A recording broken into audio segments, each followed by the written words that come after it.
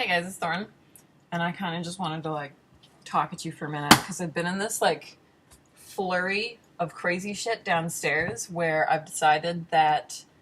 So I've now gotten to the point in my book collecting where I'm starting to read books a second time without realizing that it's the second time. So I'm flipping through something I just got, and I'm just like, wow, this is super familiar. Man, all these new age books are totally just regurgitating the same crap over and over again. And then I'll get to chapter 4 and realize, wait a second, I've actually just read this exact book before. So the time has come to actually alphabetize the library. So I spent the last 3 days kind of in this crazy, delightful state where I'm just binging on podcasts and moving furniture around and trying to decide whether Aleister Crowley's Book of Thoth should go in the tarot section or in the Aleister Crowley section, because every book by Aleister Crowley, first and foremost, is about Aleister Crowley. So, that kind of stuff. And those are exactly the kinds of problems that I enjoy. And just trying to be really vague. So I've got 3 billion books in the witchcraft section, and I'm not distinguishing really what that means. Just because we're not trying to be totally crazy here. Anyway, it's been really fun, and I'm supposed to be making piles of duplicate copies and things to get rid of, but what's actually happening is I'm just seeing lots of holes in my collection, and I'm thinking, God, I really this is really shameful that I have this little on medieval alchemy or whatever, and I'm then trying to rectify that with this imaginary money that I have. So yeah. God, my hair looks really good. I finally got my hair professionally done 4 days ago, and then I was like, what if I actually gave a shit and started trying to style my hair? So I bought this bottle of, it's beach waves spray, whatever. Put it in your hair as it's drying and scrunch and look like you just came from the beach. And I thought, this will be good. I don't have to blow dry or whatever. And I put it in my fucking hair, and I feel like I do look like I have beach hair in the sense that every time I go to the beach, I get caught in a riptide or something and dragged along the bottom, and then I sort of sputter out of the waves. That is the version of beach hair that I got. Also, it's weirdly sticky. So you're welcome. Even when I try, it still doesn't, it just doesn't work. So yeah. Anyway, books. It's been great. And it's making me feel like I need to be sitting down and reading things again, which is good because I've spent the last 2 years, but particularly the last 6 months just being in this kind of black hole of awfulness. And one of the things that goes when that sort of mood sets in is any kind of woo practice, or I don't know, I think a lot of different kinds of religious people experience religion kind of being the first thing to go when stuff is bad, right? It's a Maslow's hierarchy thing. Self-actualization is at the top, and when you're sort of remembering to eat and you're not remembering, I don't know, you're not sleeping and whatever, then self-actualization becomes a lot less important. So that's where I've been. And going through the books and singing the alphabet song a billion times in my head while I try to sort things has actually been really encouraging and comforting. So that's exciting. It's fun. Maybe I should do another bookshelf tour at some point. I did a bookshelf tour a bajillion years ago, and things have kind of exploded since then. So maybe I will do that.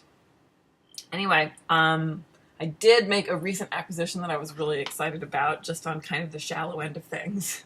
So, Teen Witch got a new cover. I fucking love this book. I know it's ridiculous. I don't care. I just love this book. And for those of you who weren't there for 90s Wicca, you missed an era, let me tell you. That was the golden age.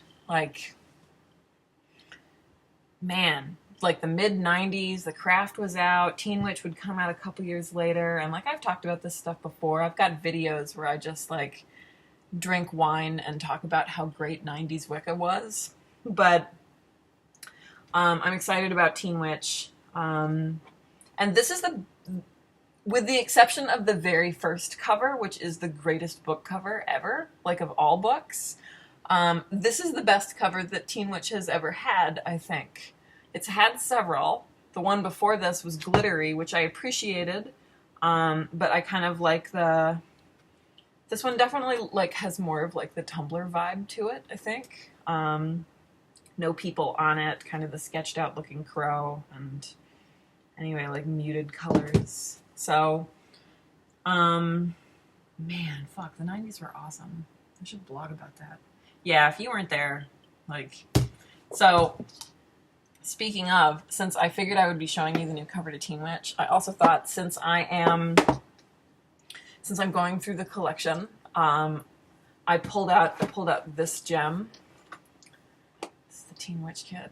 Now, this thing hasn't been in print for a while. I don't know if they ever re-released it or what. This is the first incarnation of this. Shit, this was probably, was this 2000, 2001? I don't know. It was a long ass time ago. Although I can remember getting this. And like, people were horrified. People were horrified by this thing. Like, all people were horrified. People were horrified, like, it was always tucked in the back at Barnes & Noble or Borders. Because it was like, ooh, scary, like, witch kit. And then pagans were horrified because it's just, like, so... like, it's horrifying. But just glorious. Like, the kind of stuff that people come up with, I love it. So for those of you who haven't seen this, it was amazing. Like, it purports to be everything you need to make magic. And it flips up into your own little... It says it's supposed to be an altar. I don't know what this shit it actually, like, is. But, man, this thing was rad. I never used it.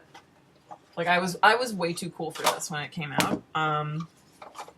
But it had all these little things in it, right? This bag of salt is like 20 years old. This is old ass salt.